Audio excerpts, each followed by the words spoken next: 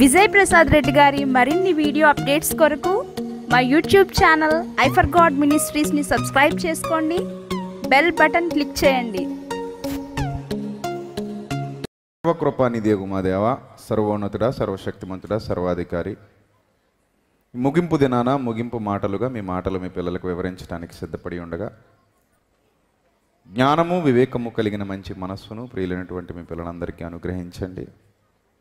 మీ సత్యవాక్యపు వెలుగులలో మీ పిల్లలు ఎల్లప్పుడూ నడుచుకుని తండ్రి మీరున్న ఆ మహాలోకానికి మీ కుమారుడైన క్రీస్తు ద్వారా చేర్చబడినట్లు నిత్యము యోగ్యమైన ప్రవర్తన కలిగి జీవించినట్లు ఈ రాత్రి మీ వాక్యపు ఆలోచనలు మీ బిడ్డల హృదయాలలో నాటి వాళ్ళని వెలిగించమని ప్రాధేయపడుతున్నాను. తండ్రి, మీ సత్యవాక్యాన్ని సరిగా విభజించి ఉపదేశించడానికి గాను మీ సంయోచితమైన జ్ఞానాన్ని, మరి ముఖ్యంగా మా యందు మీరు నివసింపజేసిన మా అందరి ఆదరణకర్త అయిన పరిశుద్ధాత్మని సహాయాన్ని మెండుగా ప్రసాదించండి. మీ పిల్లలు కేవలం వినివారు మాత్రమే ఉండి తమను తాము మోసగించుకోకుండా వింటున్నటువంటి మాటల ప్రకారంగా ప్రవర్తించగలిగే భాగ్యాన్ని ప్రసాదించమని సమస్త ఘనత మహిమ ప్రభావాలు మీకే చెల్లిస్తూ క్రీస్తు నామములో ఈ ప్రార్థన మనవులు అడుగుచున్నాం మా కన్న తండ్రి, ఆమేన్. ప్రియమైన దేవుని ప్రజలారా, ప్రపంచవ్యాప్తంగా ఉన్నటువంటి క్రీస్తు రాజ్యం, క్రీస్తు సంఘం, దేవుని సంఘం, దేవుని పిల్లలు అందరూ కూడా క్రీస్తు ద్వారా నిత్య జీవితాన్ని స్వతంత్రించుకోవాలి. మరణానంతరం అందరూ పరలోకానికి రావాలి. తన పిల్లలందరూ తన యొద్దకు రావాలని కలలు కంటున్నటువంటి కన్న తండ్రి. ఏ తండ్రి కూడా పిల్లలకు దూరంగా ఉండాలని అనుకోడు కదా, పిల్లలతోనే ఉండాలనుకుంటాడు.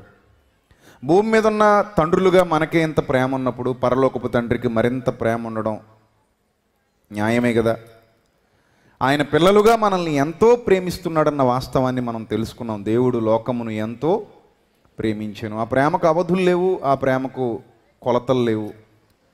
ఆ ప్రేమను వర్ణించడానికి మన జీవితకాలం సరిపోదు.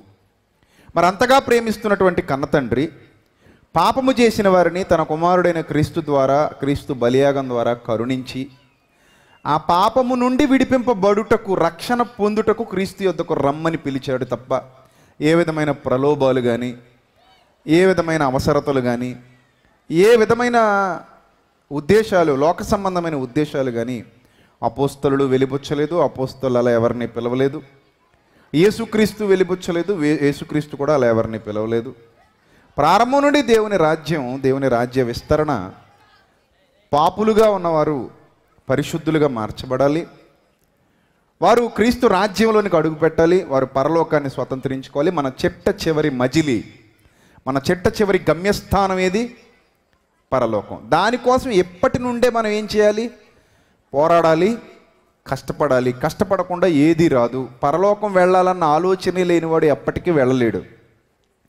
ఇల్లు కట్టాలి అనే ఆలోచన ఉన్నప్పుడే అన్నీ సమకూర్చుకుంటాడు. అన్నీ సమకూర్చుకున్న తర్వాతే ఇంటి కట్టుబడిలోకి దిగుతాడు. అంతేగాని రాత్రి అనుకుని పొద్దునకి వాడు ఇల్లు కట్టాడు, అంతే కదా. రాత్రి అనుకుని నిద్రపోయే ముందు అనుకుని పొద్దున్న లేవగానే వాడు ఇల్లు కట్టాడు కదా. ఇల్లు కట్టాలంటే ప్లాన్ చేసుకోవాలి. ప్లాన్ చేసుకుంటే తప్ప ఇల్లు కట్టలేడు. ప్లాన్ చేసుకుంటే తప్ప పెళ్లి చేయలేడు. ప్లాన్ చేసుకుంటే తప్ప చదవలేడు. ప్లాన్ చేసుకుంటే తప్ప ఉద్యోగం సంపాదించలేడు. దానికి ఎంతో కష్టం ఉంది. ఈరోజు ఒక వ్యక్తి ఉద్యోగంలో కొనసాగుతున్నాడంటే ఎల్కేజీ నుండి వేసుకున్నాడు పునాది, అంతేనా?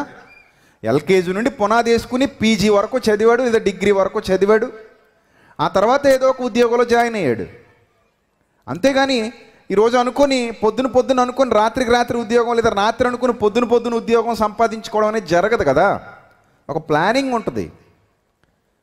ప్రతి జీవితానికి, ప్రతి బ్రతుకుకి ఒక ప్లానింగ్ ఉన్నప్పుడు పరలోకపు జీవితానికి, పరలోకపు బ్రతుకుకి ప్లానింగ్ ఉండదు అనుకోవడం ఎంత అవివేకం మీరు చెప్పండి. ఎంత అవివేకం అది.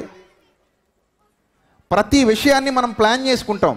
ఒక యాత్ర చేయాలనుకుంటే ప్లాన్ చేసుకుంటాం, పెళ్లి చేయాలనుకుంటే ప్లాన్ చేసుకుంటాం, ఇల్లు కట్టాలనుకుంటే ప్లాన్ చేసుకుంటాం, వస్తువు కొనాలనుకుంటే ప్లాన్ చేసుకుంటాం, చదువుకోవాలనుకుంటే ప్లాన్ చేసుకుంటాం, ఉద్యోగానికి పోవాలంటే ప్లాన్ చేసుకుంటాం, వ్యాపారం కావాలనుకుంటే ప్లాన్ చేసుకుంటాం.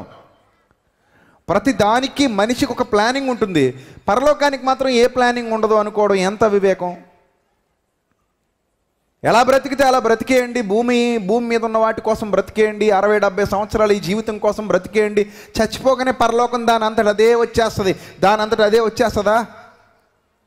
చెప్పండి, మనం ఏం కష్టపడక్కర్లేకుండా, మనం ఏం ఆలోచించక్కర్లేకుండా, మనం ఏం జాగ్రత్త తీసుకోకుండా, మనం దేవుని కొరకు బ్రతకకుండా, మనం దేవుని ఉద్దేశాలు నెరవేర్చకుండా, పరలోకమందున్న తండ్రి చిత్తం చేయకుండా మనకు పరలోకం వచ్చేస్తుందా? రాదండి. అందుకే నిన్న మీకు చెప్పాను, బాప్తిస్మం పొందటం అనేది తొలి అడుగు వేయటం. అక్కడి నుంచి అంతము వరకు సహించేవాడు ఎవడో వాడే రక్షణలోనికి ప్రవేశిస్తాడు. సో కష్టపడిన వాడే జీతాన్ని సంపాదించుకుంటాడు, కష్టపడిన వాడే ఫలితాన్ని సంపాదించుకుంటాడు. కష్టపడని వాడికి ఏది దక్కదు, ఏది రాదు. కానీ ఈరోజు క్రైస్తవ సమాజం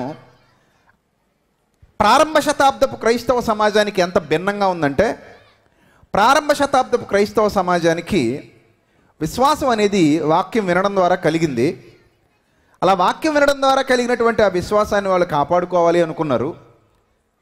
వారు కేవలం క్రీస్తుని ఎందుకు నమ్మారు అని అంటే, పాపుల రక్షకుడు, నన్ను పరలోకానికి చేర్చేవాడు, నిత్య జీవమై ఉన్నాడు, ఆయన ద్వారానే నేను తండ్రి వద్దకు చేరగలను, నేను పాపము చేసి దేవుడు అనుగ్రహించు మహిమను పొందలేకపోయాను, క్రీస్తు ద్వారా ఆ మహిమ నాకు తిరిగి రాబోతుంది గనుక నేను క్రీస్తుని నమ్ముకుంటున్నాను. ఇలాంటి విశ్వాసంతోనే ఖచ్చితంగా ప్రారంభ శతాబ్దంలో అందరూ కొనసాగారు.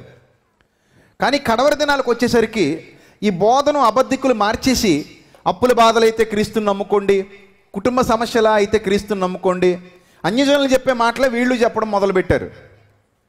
అన్యజనులు చెప్తారు ఇలాంటి మాటలు, మా దేవుణ్ణి మొక్కుకోండి, అవి జరుగుతాయి, ఇవి జరుగుతాయి, ఇవి చేయండి, అవి చేయండి, పలానా చోటకి వెళ్ళండి, అక్కడ మొక్కు తీర్చుకోండి, పలానా చోటకి వెళ్ళండి, అక్కడ మొక్కు తీర్చుకోండి, ఇలా అన్యజనులు చెప్తూ ఉంటారు. మీరు ఇలా ఈ కార్యం చేయండి, దేవుడు మిమ్మల్ని అనుగ్రహిస్తాడు, ఈ కార్యం చేయండి, దేవుడు మిమ్మల్ని అనుగ్రహిస్తాడు. ఇవే అన్యజనుల నమ్మకాలు. ఇవే అన్యజనుల నమ్మకాలను క్రైస్తవులు కూడా నమ్మడం మొదలుపెట్టేసరికి ఇలాంటి వాటికే తొందరగా జనాలు వస్తారని ఆలోచించి ప్రలోభాలకు గురి చేయడం మొదలుపెట్టారు. ప్రారంభ శతాబ్దులు ఇలాంటి ప్రలోభాలు లేవు, ప్రారంభ శతాబ్దులు ఇలాంటి బోధలు కూడా లేవు. ఆ పౌలు గారు కానీ అపోస్తలులు కానీ ఎక్కడా కూడా అప్పుల బాధల, కుటుంబ సమస్యల, తీరని రోగాల అయితే ప్రభువుని నమ్మండి, ప్రభు మీకు అవి తీరుస్తాడు, భూ సంబంధమైనవి వెతకండి అని ఎక్కడన్నా చెప్పారా? చెప్పలేదు. మొదట మానవునికి కావాల్సిందేంటి? పాపక్షమాపణ. ఆ పాపక్షమాపణ కావాలంటే ఎవరి దగ్గరికి రావాలి? ప్రభు దగ్గరికి రావాలి.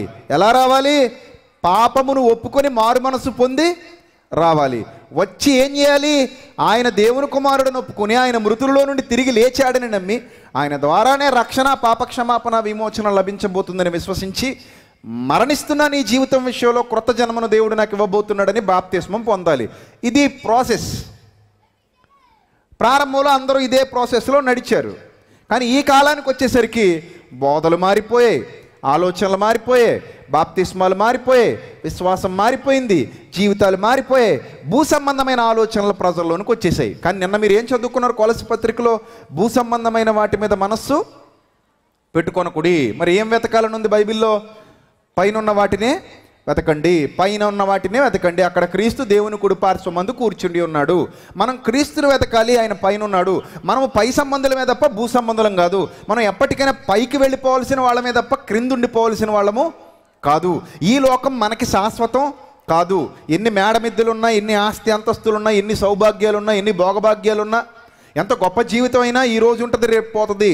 ఇక్కడ అసలు జీవితమే లేదు. ఇది లిప్తపాటు కాలం మాత్రమే ఉండేది, ఇంతలో కనబడే అంతలో మాయమైపోయేది. గనుక పైనున్న జీవితమే శాశ్వత కాల జీవితం. గనుక అక్కడికి మీరు పాపము లేని వారిగా వెళ్ళాలి. గనుక ఆ పాపము క్రీస్తునందు మాత్రమే తొలగించబడుతుంది. గనుక ఆయన యందు మీరు విశ్వాసం ఉంచండి, పాపక్షమాపణ పొందండి, రక్షణ పొందండి, అందుకే ఆయనను విశ్వసించండి అని బైబిల్ ఘోషిస్తుంటే ఆ ఘోష, బైబిల్ ఘోష వినబడకుండా శరీర సంబంధమైన ఆలోచనల్లోనికి ఈరోజు ప్రజల్ని తెలివిగా నడిపించేశారు.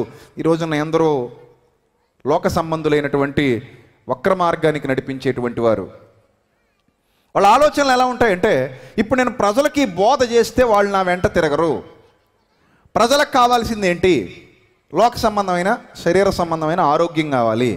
దాని మీద వాళ్ళ బలహీనతలను క్యాష్ చేసుకోవాలి.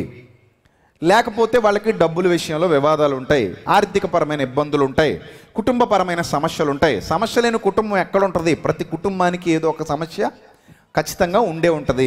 సో ఇవన్నీ క్యాష్ చేసుకుని ప్రభు వీటిని తొలగిస్తాడు రండి అని పిలిస్తేనే వీళ్ళు తొందరగా వస్తారు. అంతే తప్ప మీరు పాపాన్ని ఒప్పుకోండి, పాపాన్ని విడిచిపెట్టండి, పరలోకం కావాలా వద్దా, మీకు నిత్య జీవితం కోసం ప్రభువుని నమ్మండి, మీరు నరకానికి పోతారు, లేకపోతే జాగ్రత్త దేవుని ఉగ్రత ఈ భూమి మీదకి రాబోతుంది అంటే ఎవడో నమ్మడు.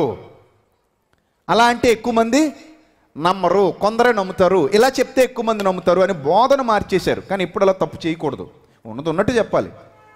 నమ్ముతారా నమ్మరా, ఎంతమంది వస్తారు ఎంతమంది రారు ఇవన్నీ మనకు అనవసరం. మనం ఏం చెప్పాలి? ప్రభు ఏది చెప్పమంటే అదే చెప్పాలి. ప్రభు బోధించమన్న బోధే చేయాలి తప్ప, ప్రభు ప్రకటించమన్న సువార్తే ప్రకటించాలి తప్ప, ప్రలోభాలకు గురి చేసే మాటలు కానీ, ప్రలోభాలను గురి చేసి రప్పించుకునేటువంటి ఆలోచనలు కానీ, అలా సంఘాన్ని నింపుకునేటువంటి దుర్బోధలు కానీ మనం చేయకూడదు. అలా చేసేవాళ్ళు దేవుని దృష్టికి యోగ్యులు కాదు. దేవుడు వాళ్ళని కనికరించడు, దేవుడు వాళ్ళని క్షమించడు. అవి చాలా తప్పులు. కాబట్టి ఈ ఆలోచనలు కలిగిన వాళ్ళు చాలామంది ఏం చేస్తున్నారంటే ఈరోజు పరలోకం గురించిన దృష్టి చాలామందికి లేదు. పరలోకానికి వెళ్ళాలన్న ఆలోచన కూడా చాలామందికి లేదు. దేవుని సన్నిధికి వస్తారు, మోకరిస్తారు, అయ్యగారికి కూడా ప్రార్థన రిక్వెస్ట్లు పెడతారు. ప్రార్థన రిక్వెస్ట్లు ఏంటట రిక్వెస్ట్లు? అయ్యా మేము ఇల్లు కట్టుకోవాలి తొందరగా, అయ్యా మా అమ్మాయికి పెళ్ళి అవ్వాలి తొందరగా, అయ్యా మేము గేదెను కొనుక్కోవాలి, అయ్యా మేము ఉద్యోగం సంపాదించుకోవాలి, అయ్యా మేము ఎలక్షన్లో గెలవాలి, అయ్యా మేము పరీక్షలో పాస్ అవ్వాలి, అయ్యా మాకు ఈ సమస్య పోవాలి. ఎప్పుడు ఇవే. ఈ రాత్రి మరణిస్తే నేను పరలోకానికి పోతానా పోనా? పరలోకం పోయేటువంటి బ్రతుకు నా దగ్గర ఉందా?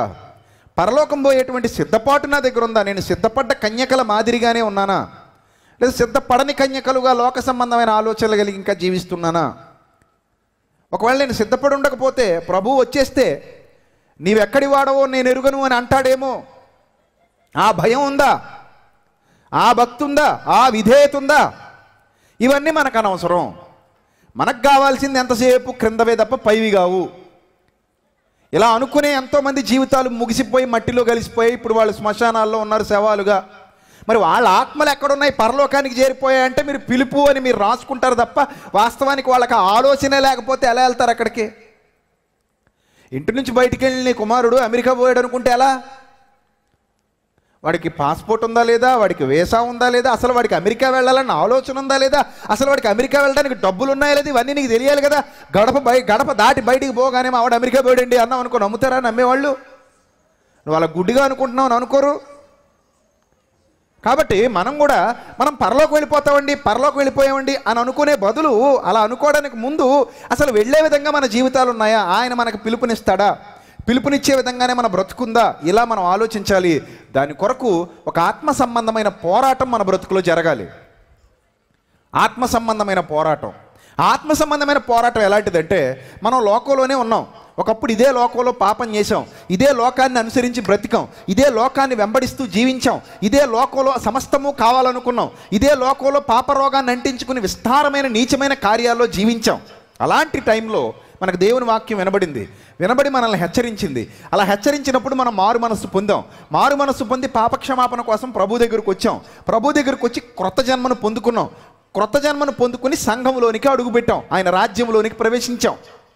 ఇప్పుడు సంఘములో కొనసాగుతున్న మన విధులు వేరు, లోక సంబంధమైన విధులు వేరు. సంఘంలో ఉంటున్నటువంటి మన జీవన విధానం వేరు, లోకంలో ఉన్నటువంటి జీవన విధానం వేరు. మూర్ఖులకు ఈ తరము వారికి వేరై మీరు రక్షణ పొందండి. విశ్వాసులకు అవిశ్వాసులతో ఏమి పొత్తు, చీకటికి వెలుగుతో ఏమి సంబంధము, ఇలాంటి మాటలన్నీ కూడా మనకు వర్తించేటువంటి మాటలు. కాబట్టి మనల్ని మనం సరి చేసుకుంటూ, మన తప్పుల్ని మనం ఇంకా దిద్దుకుంటూ, పరిశుద్ధత వైపు అడుగులు వేస్తూ పరిపూర్ణత సాధించే దిశగా మనం ముందుకు పోవాలి. ఇది క్రైస్తవులుగా మన యొక్క విధి. మనం యాత్రికులం, పరదేశులం కనుక మన ఆలోచనలు ఎల్లప్పుడూ పరలోకం మీద ఉండాలి.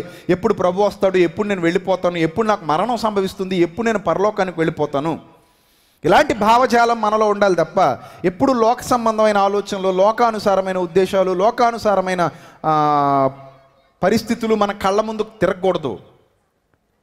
దీనికి ఒక పోరాటం ఉంది. మనం పరలోకం వెళ్ళాలంటే పోరాడి గెలవాలి, కష్టపడాలి. ఎప్పుడు కూడా లోకాన్ని దగ్గరికి రానివ్వకుండా ఏదాలి. అవతల ఒడ్డుకు చేరాలనుకున్నవాడు కష్టపడి ఏదాలి. ఈతేనే వాడు అవతల ఒడ్డుకు చేరగలుగుతాడు. నేను ఈతకుండా ఎలా ఉంటానంటే మునిగిపోతాడు. సో నీకు ఇదే ఉద్దేశం ఉందా లేదా? ఈతున్నావా ఈ లోకంలో? ఏదాలి, కష్టపడి ఏదాలి. అదే పోరాటం అంటే. అదే పోరాటం అంటే. దాని గురించి పౌలు ఏం చెప్తున్నాడు ఒకసారి చూద్దాం. ఫిలిప్పీలకు రాసిన పత్రిక మొదటి అధ్యాయం, ఫిలిప్పీలకు రాసిన పత్రిక మొదటి అధ్యాయము 28-29 వచనాలు చూద్దాం. ఫిలిప్పీలకు రాసిన పత్రిక మొదటి అధ్యాయము 28-29 వచనాలు ఏమని ఉన్నాయి చూద్దాం. ఏ విషయంలోనూ ఎదిరించి వారికి బెదరక అందరూ ఒక్క భావముతో సువార్త విశ్వాస పక్షమున పోరాడుచు ఏక మనస్సు గలవారై నిలిచి ఉన్నారని నేను మిమ్మును గూర్చి వినులాగున మీరు క్రీస్తు సువార్తకు తగినట్లుగా ప్రవర్తించుడి. అట్లు మీరు బెదరకుండుట వారికి నాశనమును మీకు రక్షణయు కలుగుననుటకు సూచనయే ఉన్నది. ఇది దేవుని వలన కలుగునదే.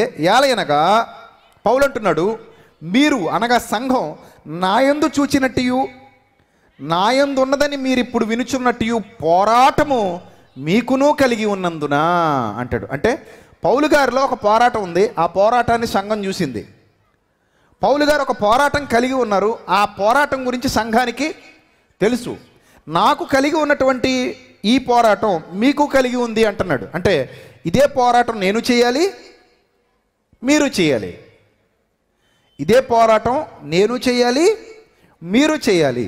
అందుకే మంచి పోరాటము పోరాడి తిని నా పరుగు కడముట్టించి తిని. మంచి పోరాటము పోరాడి తిని నా పరుగు ఏం చేశాను? కడముట్టించాను. పరుగు కడముట్టించాను అంటే అర్థం ఏంటి చెప్పండి?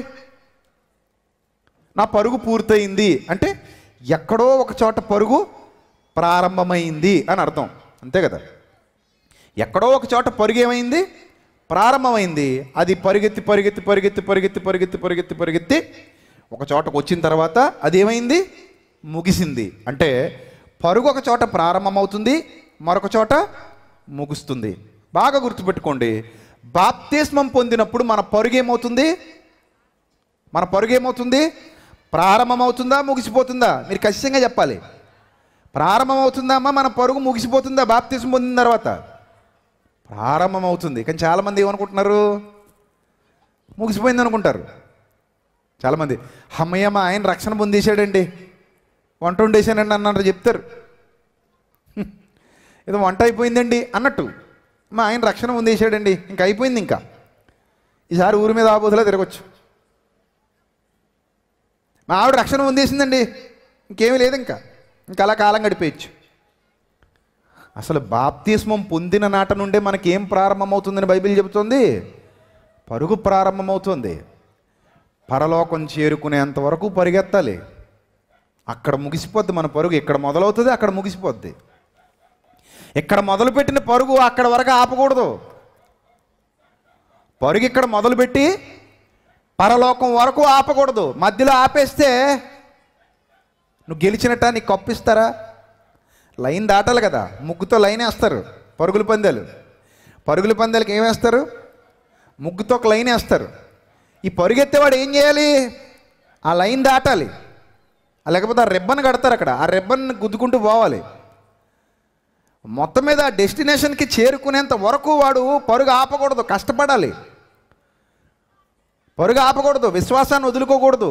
ధైర్యంగా, ధీరుడుగా ఏ పరలోకం మీద అయితే దృష్టి పెట్టాడో ఆ పరలోకాన్ని సాధించేంత వరకు, ఆ ప్రభువును మెప్పించేంత వరకు, ఆ ప్రభువును సంతోషపరిచేంత వరకు, ఆ ప్రభువు మనల్ని బట్టి ఆనందపడేంత అందమైన బ్రతుకు తయారు చేసుకోవాలి.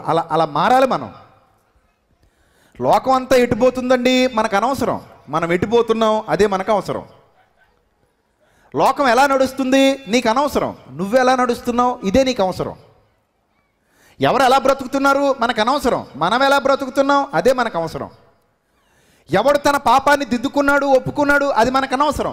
నేను నా పాపాన్ని ఒప్పుకుని విడిచిపెట్టానా లేదా అదే మనకి అవసరం. నేను నా తప్పు దిద్దుకున్నానా లేదా అదే మనకి అవసరం. ఎప్పుడు కూడా మన వైపు మనం చూసుకుంటూ ఉంటే మన జీవితం బాగుంటుంది, అవతల వైపు చూస్తే మన జీవితం బాగోదు. బాగా గమనించండి, పరలోకం వెళ్ళేంత వరకు పరుగు ఆపకూడదు. పరుగు ఆపావంటే పరలోకానికి వెళ్ళలేవు. ఇక్కడ పౌలు అంటాడు ఫిలిప్పీ పత్రికలో మొదటి అధ్యాయం 30వ వచనంలో, క్రీస్తునందు విశ్వాసం ఉంచుట మాత్రమే కాక. విశ్వాసం ఉంచడం అంటే బాప్తిసం పొందడం అని అర్థం. గమనించండి జాగ్రత్తగా.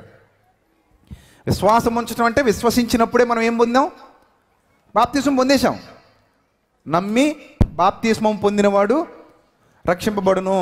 బడును బడును బడును అంటే ఫ్యూచర్ టెన్స్. బాప్తిస్మం పొందినవాడు ఏమవుతాడట? రక్షింపబడతాడు. రక్షణలోనికి అడుగు పెట్టాడు బాప్తిస్మం ద్వారా. నమ్మని వాడికి శిక్ష విధింపబడును. నమ్మి విడిచిపెట్టిన వాడికి కూడా శిక్ష విధింపబడును. అందుకే అంతము వరకు సహించిన వాడు ఎవడో వాడే రక్షింపబడును అన్నాడు అదే మత్తయి వార్తలో. కాబట్టి మీరు జాగ్రత్తగా ఆలోచిస్తే, దైవ గ్రంథాన్ని జాగ్రత్తగా పరిశీలన చేస్తే ఇక్కడ అంటాడు, క్రీస్తునందు విశ్వాసం ఉంచుట మాత్రమే కాక, నేను క్రీస్తుని నమ్మేశాను అని కూర్చుండిపోతే కుదరదు. విశ్వాసం ఉంచుట మాత్రమే కాక ఆయన పక్షమున శ్రమపడుటయు ఆయన పక్షమున మీకు అనుగ్రహింపబడెను అన్నాడు. క్రైస్తవ సమాజమా జాగ్రత్తగా వినాలి. ఆయన పక్షాన శ్రమపడుటయు ఆయన పక్షాన మీకు అనుగ్రహింపబడెను అంటే మనకేం అనుగ్రహింపబడిందట? ఆయన పక్షాన మీరు శ్రమ కూడా పడాలి. అంటే ఆయన పని మీరు చెయ్యాలి, ఆయన పనులలో మీరు నిమగ్నం కావాలి, ఆయన చిత్తాన్ని మీ బ్రతుకులో నెరవేర్చాలి, ఆయన కొరకు సజీవయాగంగా ఈ శరీరాన్ని సమర్పించాలి. రోమ 12:1. ఆయన కొరకు సజీవ యాగంగా ఈ శరీరాన్ని ఏం చేయాలి? సమర్పించాలి. ప్రభువా నేను నీ దానను, ప్రభువా నేను నీ వాడను, నీ పనిలో నేను ఒక సాధనాన్ని, నేను నీ కొరకు బ్రతకవలసిన దానిని, లోకం కొరకు కాదు, సాతాను కొరకు కాదు, నేను నీ కొరకే. నన్ను నీవు లోకంలో నుండి ఏర్పరచుకున్నావు, నన్ను నీవు లోకములో నుండి ఏర్పరచుకున్నావు గనుక, నీవు నన్ను స్వరక్తమిచ్చి కొన్నావు గనుక నేను నీ దానను, నీ వాడను, నా జీవితకాలం అంతా కూడా నీ కొరకు బ్రతకవలసిన దాననై ఉన్నాను, నీ కొరకు బ్రతకవలసిన వాడనై ఉన్నాను. కాబట్టి నీ పనిలో నేను కొనసాగుతాను, నీ కొరకు ఉన్నతంగా జీవిస్తాను, లోకానికి లొంగిపోక, లోకాశలకు లొంగిపోక. ఒకవేళ ఏదైనా స్థితిలో నేను పడిపోయినా వెంటనే గమనించి దాన్ని దిద్దుకొని ముందుకే పరిగెడతాను తప్ప పడిపోయిన చోటే ఉండిపోను. ప్రభువా నన్ను కనికరించు, నా జీవితం నీది, నా జీవితం మీద సర్వ హక్కులు నీవి, నా బ్రతుకు మొత్తం నిన్ను మహిమపరచడానికే, నా జీవితం మొత్తం నిన్ను మహిమపరచడానికే, నా ఆలోచనల్లో ఎల్లప్పుడూ నువ్వే ఉంటావు, నిన్ను ఘనపరిచే జీవితం నాది, నిన్ను మహిమపరిచే జీవితం నాది. ఇలాంటి నిజమైన నిశ్చయత ఎవరైతే కలిగి ఉంటారో వారే మరణానంతరం పరలోకంలో అడుగు పెడతారు. గుర్తుపెట్టుకోండి, ఇలాంటి నిశ్చయత ఎవరైతే కలిగి ఉంటారో వారే మరణానంతరం ఎక్కడికి వెళ్తారు? పరలోకం వెళతారు. మనం ఏం చేసినా ఎవరి మహిమ కొరకు? ప్రభువు మహిమ కొరకు. మన బ్రతుకు ప్రభువుది. నా ఇష్టము నెరవేర్చుకునేటకు నేను ప్రభువులోనికి రాలేదు, అది ప్రభువే మనకు మార్గదర్శి ఆ విషయంలో. ఆయన అంటారు, నెరవేర్చుకున్నటకు నేను ఈ లోకములోనికి రాలేదు, నా తండ్రి చిత్తమును నెరవేర్చుటకే నేను ఈ లోకములోనికి వచ్చి ఉన్నాను అంటారు యోహాను సువార్తలో. ప్రభువే నా ఇష్టం నెరవేర్చుకోనటానికి నేను రాలేదు, నా తండ్రి ఇష్టాన్ని నెరవేరుస్తాను అంటున్నప్పుడు మనం కేవలం మన ఇష్టాలే నెరవేర్చుకుంటూ మనకు నచ్చినట్టు బ్రతుకుతూ దేవుని వాక్యానికి విలువనివ్వక, దేవునికి మన బ్రతుకులో చోటు ఇవ్వక, ఆయనను సరిగా అర్థం చేసుకొనక, ఆయన చిత్తాన్ని ఏనాడు మన జీవితంలో నెరవేర్చక లోక సంబంధుల్లాగే మనము బ్రతుకుతుంటే ఏమండి లోకానికి మనకి ఇంక తేడా ఏముంది చెప్పండి? అప్పుడు లోకం బ్రతికినట్టుగానే నేను బ్రతికాను గనుక లోకం పోయే చోటికే నేను పోతాను, అంతే కదా? అంతేనా? మీరు లోకమునకు వేరై ఉన్నారా, లోకంతో కలిసిపోయి ఉన్నారా? ప్రభు వాక్యం ప్రకారంగా చెప్పండి, మీరు లోకానికి వేరై ఉన్నారా, లోకంతో కలిసిపోయి ఉన్నారా? లోకానికి వేరై ఉన్నారు. మరి లోకానికి వేరై ఉన్నటువంటి మనం లోకంతో కలిసిపోతే లోకం పోయే చోటికే మనము పోతాం. కాబట్టి లోకం పోయే చోటికి మనం పోకూడదు అని అంటే లోకానికి వేరుగా అనగా సాతాను సంబంధులుగా కాక దేవుని సంబంధులుగా, క్రీస్తు సంబంధులుగా, క్రీస్తు పక్షాన శ్రమ పడవలసిన బాధ్యత మనందరి మీద ఉంది ప్రియులరా. ఒక్కటే బండ గుర్తు, ఎవడు దేవుని కొరకు పని చేస్తాడో, ఎవడు దేవుని కొరకు బ్రతుకుతాడో, ఎవడు దేవుని యందు భయభక్తులు కలిగి జీవిస్తాడో, ఎవడు తన జీవితంలో తన బ్రతుకులో దేవుని చిత్తాన్ని నెరవేరుస్తాడో వాడు మాత్రమే దేవుని యొద్దకు వెళ్ళగలుగుతాడు. దేవుడు అన్న ఆలోచనే లేకుండా, వాక్యానికి విలువ లేకుండా, బాప్తిస్మం పొందామన్న భ్రమలో తనకు నచ్చినట్టుగా జీవిస్తూ ఏదో ఆదివారం ఒక్కరోజు సంఘానికి వచ్చి ఆచరించుకుని వెళ్ళిపోయి మరలా లోకంలో కలిసిపోయి పేరుకు క్రైస్తవుడుగా తీరుకు సాతానుగా బ్రతుకుతున్నవాడు ఎప్పటికీ దేవుని యొద్దకు చేరలేడు. పేరుకు క్రైస్తవుడుగా తీరుకు సాతాను బిడ్డగా ఉన్నవాడు ఎవ్వడు కూడా పరలోకంలో అడుగు పెట్టడు. పరలోకానికి పోవాలంటే అదొక పందెపు రంగం. పౌలు గారు చూడండి ఎంత అద్భుతమైన మాటలు మాట్లాడుతున్నారో చూడండి. తిమోతికి రాసిన మొదటి పత్రిక 6వ అధ్యాయము 12వ వచనం. తిమోతికి రాసిన మొదటి పత్రిక 6వ అధ్యాయము 12వ వచనం. విశ్వాస సంబంధమైన మంచి పోరాడుము. ఎవరితో అంటున్నాడు? తిమోతితో అంటున్నాడు. ఏ పోరాటం అటిది? విశ్వాస సంబంధమైన మంచి పోరాటం. ఓ విశ్వాసి, వినుట వలన అనగా వాక్యం వినుట వలన కలిగిన విశ్వాసాన్ని బట్టి నీ విశ్వాసాన్ని నీ హృదయమందు భద్రం చేసుకుని దానిని ఇంకా పెంపొందించుకుంటూ ఈ లోకములో ఉన్న వాటికి ఏనాడు లొంగిపోక హృదయపూర్వకంగా దేవుని యందు భయభక్తులు నిలిపి ఆయన మార్గాలను అనుసరిస్తూ ఆయన యందు వర్ధిల్లుతూ ఆయన నామ మహిమార్థమై జీవిస్తూ ఆయన ఇష్టాన్ని ఈ భూమి మీద నెరవేరుస్తూ ఆయన కొరకు ప్రయాసపడుతూ సజీవయాగంగా నీ దేహాన్ని ఆయనకి సమర్పించి విశ్వాస సంబంధమైన మంచి పోరాడు అన్నాడు. తిమోతితో చెప్తున్నాడు పౌలు. తిమోతి యవనస్తుడు. ఓ యవనస్తుడైన తిమోతి, నువ్వు లోకంలో కలిసిపో, లోకానుసారంగా జీవించు, లోకానికి నచ్చినట్టు బ్రతుకు, ఎంజాయ్ చెయ్యి, సుఖంగా ఉండు అని చెప్పలేదు. ఏమంటున్నాడు తెలుసా? తిమోతి, విశ్వాస సంబంధమైన మంచి పోరాడము, నిత్య జీవమును చేపట్టుము. వచ్చేసిందా ఆన్సర్? మనకి ఆన్సర్ వచ్చిందా? నిత్య జీవితాన్ని చేపట్టాలంటే ఏం చేయాలమ్మా? చెప్పండి, ఏం చేయాలి? మంచి పోరాడాలి. బైబిల్ ఇస్తుంది వండర్ఫుల్ ఆన్సర్. మీ బైబిల్లోనే వ్రాయబడింది. నీకే చెబుతున్నాడు దేవుడు. నువ్వు పరలోకానికి పోవాలనుకుంటున్నావా? అవునండి, పరలోకానికి పోవాలనుకుంటున్నాను.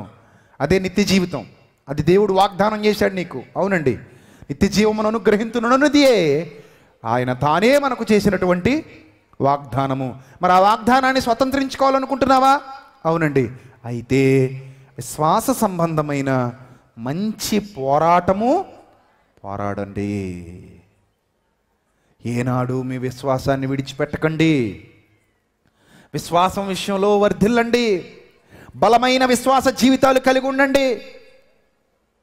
లోకాశలకు లొంగిపోకండి. శరీరాశ, నేత్రాశ, జీవపు డంబము ఇవి తండ్రి వలన పుట్టినవి కావు, అవి సాతాను వలన పుట్టినవి.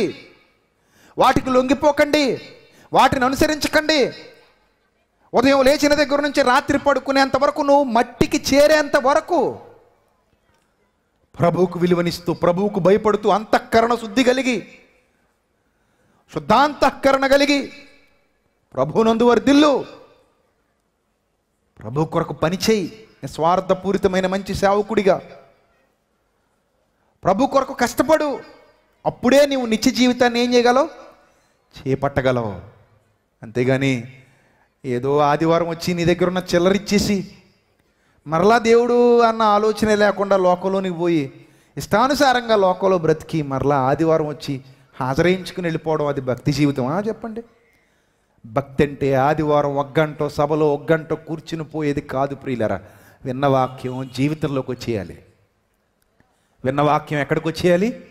జీవితంలోకి వచ్చేయాలి. జీవితంలోకి వచ్చేసిందంటే మన క్రియల్లో అది ప్రత్యక్షపరచబడాలి. ఆహా, ఇతడు ప్రభు కొరకు బ్రతికే వ్యక్తి, ఈమె ప్రభు కొరకు బ్రతికే వ్యక్తి, ఈమె ప్రభువునందున్న స్త్రీ, ప్రభువునందున్న పురుషుడు, ఇతడు ప్రభువాడు, వీరు ప్రభువారు, ఇది ప్రభు కుటుంబం. విచిత్రం ఏంటంటే మన గోడల మీద ఉంటాయి ఇది యెహోవా నివాసం అని, ఇది యెహోవా ఇల్లని, ఇది దేవుని నిలయమని, ఇది క్రీస్తు నిలయమని. ఎక్కడుంటాయండి? ఎక్కడుంటాయండి? సన్ సైడ్ మీద రాసుకుంటాం. ఇంటి మీదకే పేరు, ఒంటి మీదకి రాదు. అది పేరు ఎంతవరకు ఎంతసేపు ఎక్కడుంటుంది? ఇంటి మీదే. మరి ఒంటి మీద ఆడి పేరు ఉంటుంది. వాడేవాడండి?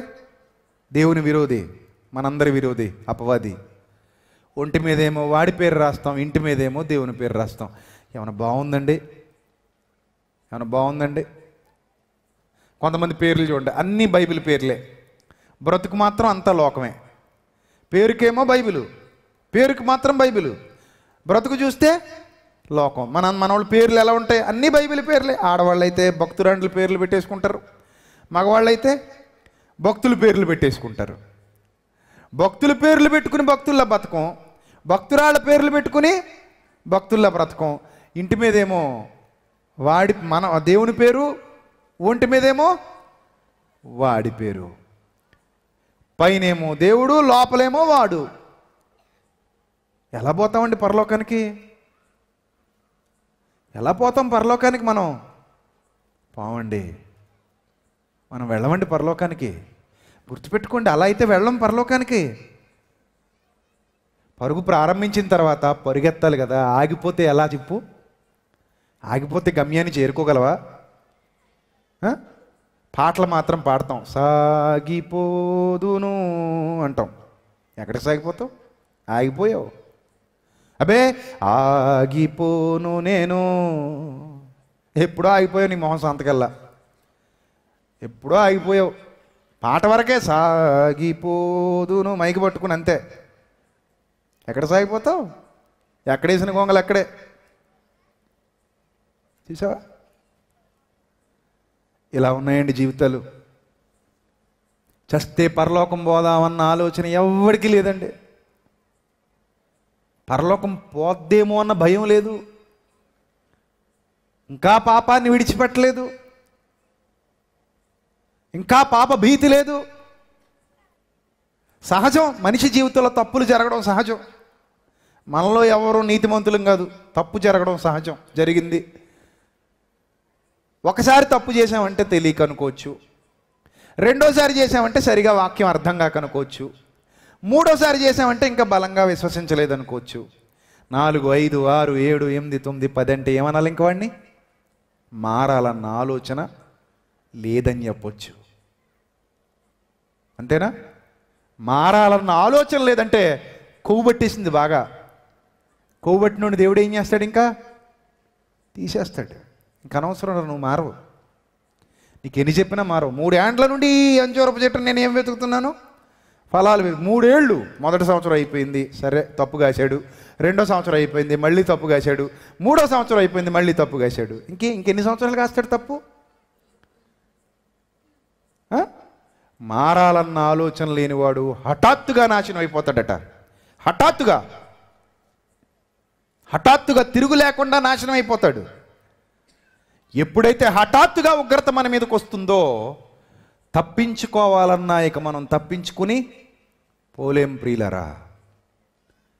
ఆ క్షణంలో నువ్వు ఏడవడం తప్ప ఏమీ చేయలేవు. పరీక్షలకు వెళ్తారు కదా, ఇప్పుడు మంచి పరీక్షల టైం కదా. టైం ఎన్ని గంటలకు ఇచ్చాడు పరీక్షలకి? పొద్దున ఎవరైనా చెప్తారా? ఎన్ని గంటలకి? 9, 12? గట్టిగా చెప్పండి, ఒకటి చెప్పండి. 1 గంట? 9 గంటలకట, అంతేనా? 9 గంటలకి. 9 గంటలకి టైం ఇచ్చాడు. మీరు ఎన్ని గంటలకు వెళ్తున్నారు పరీక్ష హాల్ దగ్గరికి? ఎన్ని గంటలకు వెళ్తున్నారు? 8 గంటలకు వెళ్ళిపోతారు, లేదా 8:30కి వెళ్ళిపోయి కూర్చుంటారు. అంతేగాని 9:30కి ఎవడైనా వెళ్తాడా? అది వాడు వెళ్ళడట. 9:30కి ఎవ్వడు వెళ్ళడు. 9:30కి వెళ్తే ఎవడు రానివ్వడు. 9:30కి వెళ్ళి ఇప్పుడే పళ్ళు తోముకోవడం లేట్ అయింది అన్నాం అనుకో, రానిస్తాడా లోపలికి? 10 గంటలకు వెళ్తే 9:30కే తెకానా లేదు, 10 గంటలకు ఇంక రానిస్తాడా? 11కి వెళ్తే పేపర్లు ఇచ్చేసే టైం అయిపోయిందిరా నాయన, ఇంటికి బాగుంటాడు. అంతేనా? ఏమంటే సమయం అయిపోతే ఎంతమంది పిల్లలు ఏడుస్తుంటారో తెలుసండి పాపం. ఒక్క 10 నిమిషాలు లేట్ అవుతుంటుంది. ఇంటర్మీడియట్ విద్యార్థులు, డిగ్రీ విద్యార్థులు, 10th క్లాస్ విద్యార్థులు బస్సు రావడం లేట్ అయిపోయో, ఇంట్లో పనులు అవ్వకో, పాపం డబ్బులు లేకో, బస్సుకి వెళ్ళడానికి ఆటోలకు వెళ్ళడానికి డబ్బులు లేక నడిచి సైకిల్ మీద వెళ్ళి కాసేపు లేట్ అయితే అక్కడ అసలు కనికరించరండి దౌర్భాగ్యులు. పాదాలు పట్టుకుని ఏడుస్తారు, బతిమలాడుతుంటారు. గ్రూప్ పరీక్షలకు కూడా అంతే. ఒక వికలాంగురాలను తోసేశారు బయటికి, జాలి లేదు, దయ లేదు వాళ్ళకి. అయ్యో నేను వికలాంగురాలనండి, రాలేక వచ్చాను, ఇబ్బంది పడుతూ వచ్చాను, దయచేసి కనికరించండి అంటే నో నో నో నో. అయ్యా ఈ సంవత్సరం అంతా వేస్ట్ అయిపోద్ది, నన్ను దయచేసి మీ బిడ్డను అనుకోండి, ఈ సంవత్సరం అంతా వేస్ట్ అయిపోద్ది అంటే, ముందు తెలీదా నీకు? కళ్ళు మూసిపోయా? రాత్రి రావాలని తెలీదా నీకు? వికలాంగురాలు అయితే ముందు రావాలని తెలీదా? ఏరా నీకు అన్ని అవయవాలు బాగానే ఉన్నాయి కదరా, నువ్వెందుకు రాలేదు? బస్సు లేట్ అయిపోయిందండి, పరిగెత్తుకు రావాల్సింది. ఇంట్లో టిఫిన్ అవ్వలేదండి, మా నాన్నగారు ఏదో పని చెప్పారండి, చదువుకుంటూ ఉండిపోయి మర్చిపోయానండి, వెళ్ళిపోదాంలే 10 నిమిషాల్లో పోతాం కదా అనుకున్నానండి, దారిలో బండి ప్యాచి పడిపోయిందండి, సైకిల్ ప్యాచి పడిపోయిందండి, టైర్ పంచర్ అయిపోయిందండి, బస్సు ఆగిపోయిందండి, ఆటో పడిపోయిందండి, ఇదండి అదండి ఇది ఏ చెప్పినా సంవత్సరం పోయినట్టే. ఏమండి పరీక్ష అయితే మళ్ళీ రాసుకోవచ్చండి, పరీక్ష అయితే మళ్ళీ రాసుకోవచ్చే. ప్రాణాలేం బావు కదా. మన పితరులందరూ పరీక్షలు రాసే బతికారా? మనల్ని పరీక్షలు రాసే పోషించారా మన అమ్మ నాన్నలు? కాదు కదా. పరీక్ష ఒక సంవత్సరం పోయినా నష్టమేమీ లేదు, వచ్చే సంవత్సరం అవకాశం ఉంటుంది. మార్చి పోతే సెప్టెంబర్ పోతే మళ్ళీ మార్చి, ఇంకా సెప్టెంబర్ వరకు కూడా అక్కర్లేదు, ఇంకా తొందరగా కూడా పెట్టేస్తున్నారు పరీక్షలు. మార్చి పోతే ఏప్రిల్లో మే పెట్టేస్తున్నారు. సో దానికేమో భయపడిపోవాల్సిన అవసరం, జీవితం ఏం పోదు కదా. కానీ దానికి మనకున్న సిద్ధపాటు జీవితానికి లేకపోతే ఎలా చెప్పండి? పరలోకం అనేది పరీక్ష కాదండి, జీవితం. పరలోకం పోయిందనుకోండి, జీవితమే పోయినట్టండి. ఛాన్స్ ఉండదు, మరో చాయిస్ కూడా ఉండదు. ఎందుకంటే దేవుడు నిన్ను పరలోకానికి రానివ్వను అని అనడు. అసలు విషయం ఏంటంటే, దేవుడు నీకు ఒక అవకాశం ఇచ్చి, నాన్న నీ టైం ఇంత, ఈ టైంలోపు నువ్వు నడుచుకుంటూ వెళ్ళిపోయావు, ఎక్కడికి వెళ్ళిపోతావు? పరలోకానికి వెళ్ళిపోతావు, మొత్తం అంతా నీ చేతుల్లోనే ఉందని చెప్పాడు. కానీ నువ్వు నిద్రపోయావు, దేవుని మాట ఖాతరు చేయకుండా ఏం చేసావు? నిద్రపోయావు. అంటే ఇప్పుడు పరలోకం పోగొట్టుకోవడానికి ప్రధానమైన కారణం ఎవరు? మనమే కదండి. దేవుని కొరకు బ్రతికితే పరలోకం, అదే బ్రతుకులో సాతానుకు చోటిస్తే పరలోకం రాదు. నువ్వు సాతానుకు చోటిచ్చినందుకే కదా నష్టపోయావు. మరి సాతానుకు చోటిచ్చి ఉండకపోతే నష్టపోయేవాడివా? నష్టపోయేదానివా? ఒక్కసారి మనసు పెట్టి ఆలోచించి రాత్రి పౌలంతటి మహానుభావుడే తిమోతి అంతటి వాడితో అంటున్నాడు, విశ్వాస సంబంధమైన మంచి పోరాటం పోరాడు తిమోతి, అప్పుడే నువ్వు నిత్య జీవితాన్ని చేపట్టగలవు, నిత్య జీవితాన్ని చేపట్టుమో అంటున్నాడు. ఇక పౌలు తన గురించి తాను చెప్పుకుంటే ఏమంటాడు తెలుసా? అదే తిమోతికి రాసిన 2వ పత్రిక 4వ అధ్యాయం 5వ వచనం. అదే తిమోతికి రాసిన 2వ పత్రిక 4వ అధ్యాయము 5వ వచనం ఏమని వ్రాయబడిందో చూడండి. అక్కడ అయితే నీవు అన్ని విషయములలో మితముగా ఉండుము. అన్ని విషయములలో ఎలా ఉండాలట? మితముగా ఉండుము, శ్రమపడుము. అన్ని విషయాల్లో నువ్వు మితంగా ఉండాలి, అమితంగా అయిపోకూడదు. అర్థమవుతుందా?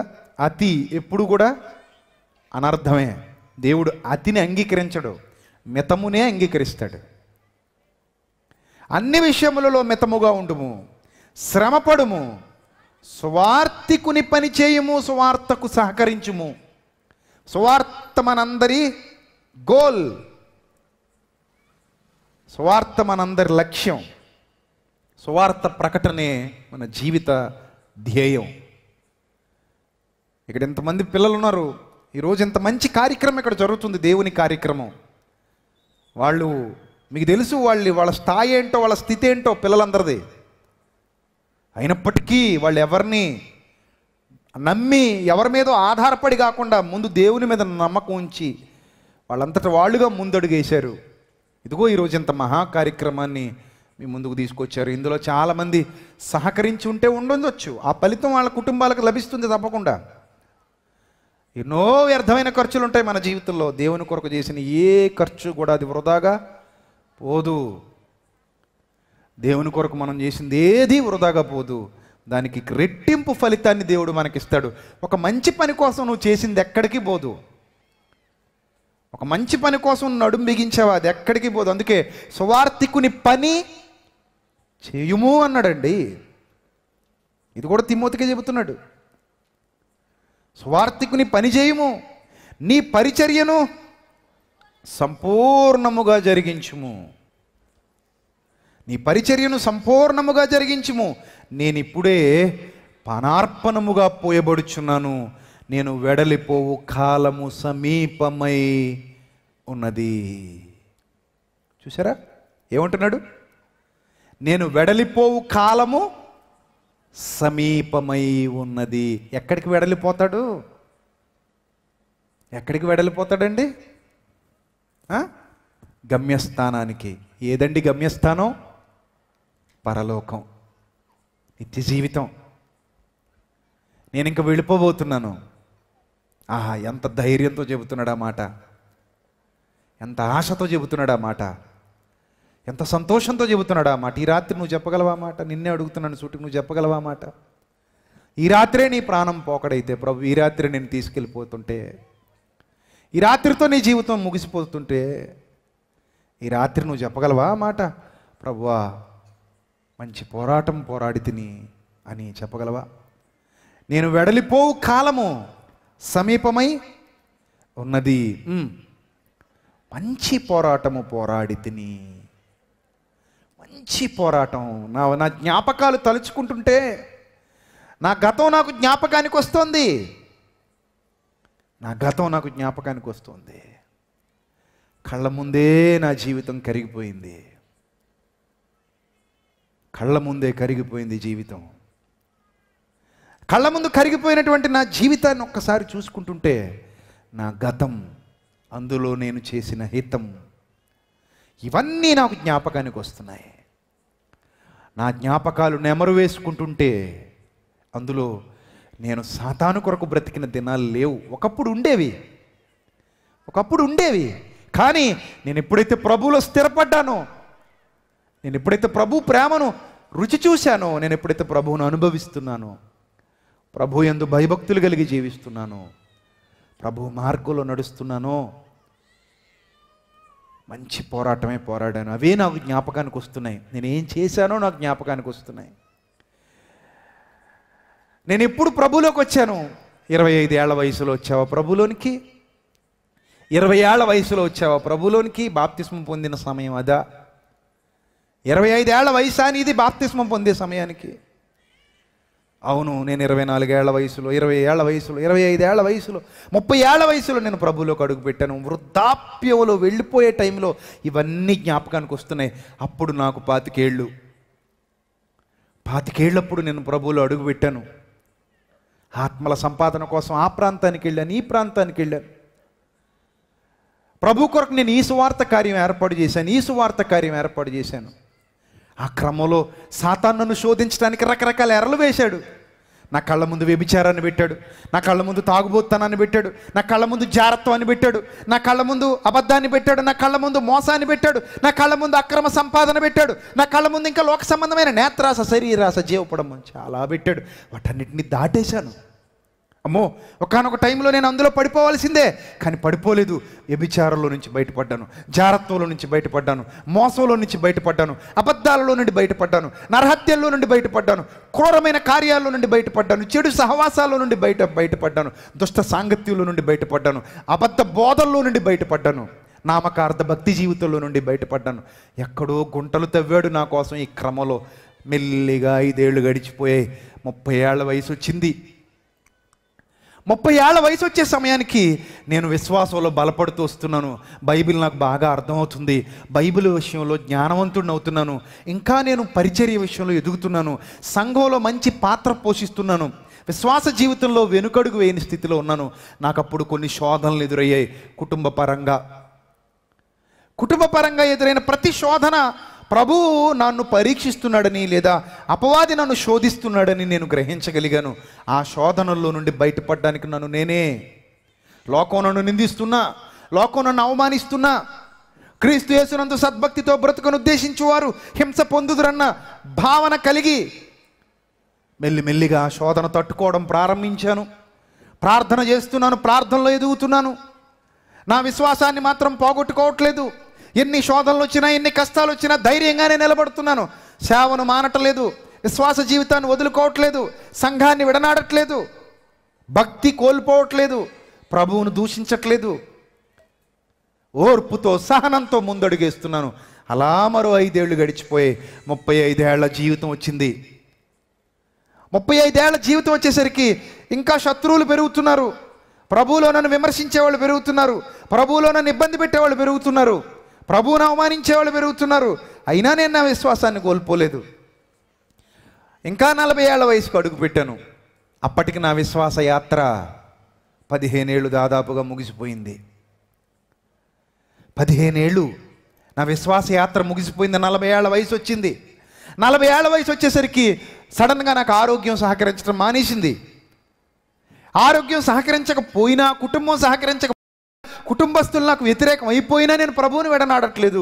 ఇంకా సువార్త పని విస్తృతంగా జరుగుతుంది, ఆత్మల సంపాదన విస్తృతంగా జరుగుతుంది, జనం పెరుగుతున్నారు, సత్యం అంది ఇంకా ప్రతిష్ఠ చేయబడుతూ ఉండగా ఇంకా ఎరలు వేస్తున్నాడు సాతాను. 45 ఏళ్ల వయసు వచ్చింది. 45 ఏళ్ల వయసు వచ్చేసరికి కుటుంబంలో ఇంకా నాకు పిల్లలు పెరగడం, ఇంకా ఏవో సమస్యలు పెరగడం, లేకపోతే ఇంకా ఏవో ఇబ్బందులు పెరగడం. ఎన్నైనా 50 ఏళ్ల వయసు వచ్చింది.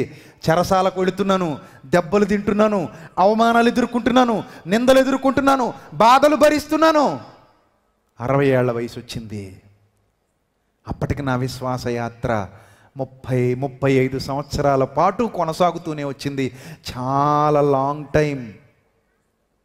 60 ఏళ్ల వయసు వచ్చింది. 60 ఏళ్ల వయసులో నేనున్నాను. అప్పటికి నా శరీరం సహకరించడం మానేసింది. మోకాళ్ళు అరిగిపోయేలా తిరిగాను ప్రభు కోసం. నోరు నొప్పి వచ్చేస్తుంది, గొంతు స్వరనాళం అరిగిపోయిందని చెప్పారు. అరిగిపోయేలా మాట్లాడాను ప్రభు కోసం. చేతులు కూడా క్రమక్రమంగా పట్టు సడలిపోతున్నాయి. చేతులు పనిచేయడం మానేశాయి. చూపు మందగించిపోయింది. కళ్ళు కనబడడం మానేశాయి. కళ్ళు కనబడట్లేదు. ఆ టైంలో బైబిల్ చదవాలన్నా కూడా అక్షరాలు అలికేసినట్టున్నాయి.